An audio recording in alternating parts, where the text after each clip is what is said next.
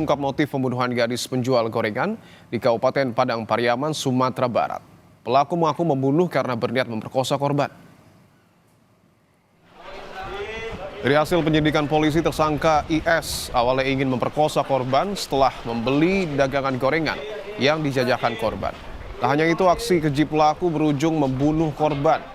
Membunuh gadis penjual gorengan kini dijerat pasal pemerkosaan dan pembunuhan dengan ancaman maksimal hukuman mati atau seumur hidup.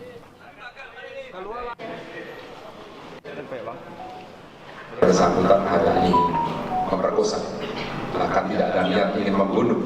Tapi akibat dari itu kemudian tersangka melakukan perkosaan dan akhirnya menyeret korban dan luka-luka yang ada di tubuh korban itu dugaannya memang dari seretan itu karena jaraknya cukup jauh dan dia melakukan sendirian, itulah yang berakibat kematian. Sementara itu, keluarga korban mengaku senang pelaku pembunuh remaja di Pariaman, Sumatera Barat akhirnya ditangkap. Keluarga berharap polisi dapat mengusut tuntas semua yang terlibat. Pihak keluarga korban berterima kasih kepada polisi dan warga yang sudah membantu menangkap pelaku. Keluarga merasa luka mereka atas kehilangan korban bisa sedikit terobati. Kini pihak keluarga berharap polisi bisa mengungkap kasus ini secara terang benderang dan menghukum semua pihak yang terlibat. Kami keluarga sangat senang dan adalah obat luka hati dari pihak keluarga setelah ketemunya pelaku ini, dan kami berharap pelaku ini sudah ditangkap dan juga diadili dengan secara seksama sama kepolisian atau keadilan. Harapannya pelaku Pak dihukum gimana Pak? Ya, kalau harapan kami pelaku ini harus dihukum dengan seberat-beratnya dengan hukuman mati. Terkait penetapan tersangka dan proses hukum pemerkosa dan pembunuh gadis penjual gorengan di Padang Pariaman, kita bergabung dengan jurnalis Kompas TV, Rio Yohanes. Rio, selamat pagi. Terkait kasus ini, apakah polisi akan ataupun bahkan sudah menetapkan hukuman mati terhadap tersangka? Ya, Dipo dan juga saudara, terkait penyidikan terhadap tersangka kasus pembunuhan gadis penjual gorengan di Kabupaten Padang Pariaman ini, memang sejauh ini prosesnya masih terus berjalan.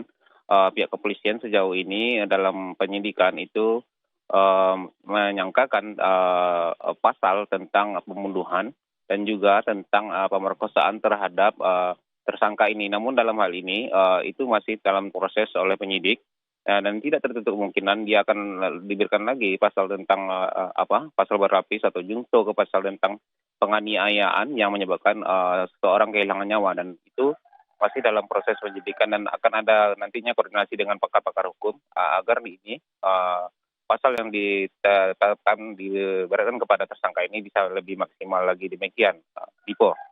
Untuk kronologis kan sebenarnya sudah dijelaskan, Rio, tetapi apakah sudah ada penjelasan terkait berapa lama sebenarnya pelaku ini mengincar korban sampai pada akhirnya memperkosa dan bahkan hingga membunuhnya?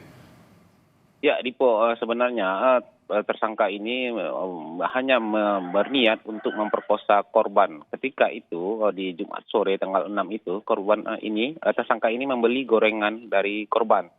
Nah, ketika itulah tersangka ini memiliki niat untuk memperkosa korban. Nah, ketika korban ini meninggalkan dia setelah dia membeli dagangan korban, tersangka ini lalu memang membuntuti korban ini. Dalam hal ini pihak kepolisian memang menyebutkan bahwasanya tersangka ini membawa tali rapia, tapi niat itu adalah niat untuk memperkosa korban tali, di mana tali itu dipergunakan untuk mengikat korban nantinya. Namun dalam kejadiannya, dalam peristiwanya, ternyata pelaku ini membekap mulut korban dalam waktu 6 menit. Dalam waktu 6 menit inilah korban ini tidak sadarkan diri. Apakah korban ini meninggal ketika itu atau hanya pingsan? Itu memang pihak kepolisian masih membutuhkan keterangan lebih lanjut dari pihak forensik dan hasil otopsi dari korban ini. Sejauh ini memang otopsinya belum keluar hasilnya dan tim forensik pun belum bisa memberikan keterangan yang lebih karena kemarin itu ketika jumpa pers seharusnya pihak kepolisian memang menghadirkan tim forensik, tapi tim forensik berhalangan untuk hadir ketika itu. Nah, dalam hal inilah yang dilihat oleh pihak kepolisian bahwasanya korban tersangka sejauh ini tidak memiliki niat, tidak ditemukannya unsur pembunuhan berencana di dalam kasus ini, dan hanya memang niat pelaku ini adalah untuk memperkosa korban. Namun dalam perjalanannya korban akhirnya kehilangan nyawa dalam hal itu. Demikian, Dipo. Baik, artinya bisa dikatakan ini adalah sikap impulsif dari tersangka ketika setelah memberi ataupun membeli gorengan dari korban muncul niat untuk kemudian memperkosa. Tetapi apakah sudah dapat dipastikan, Rio, tersangka terkait dengan kasus pemerkosaan ini hanya satu orang atau membuka peluang ada tersangka lainnya?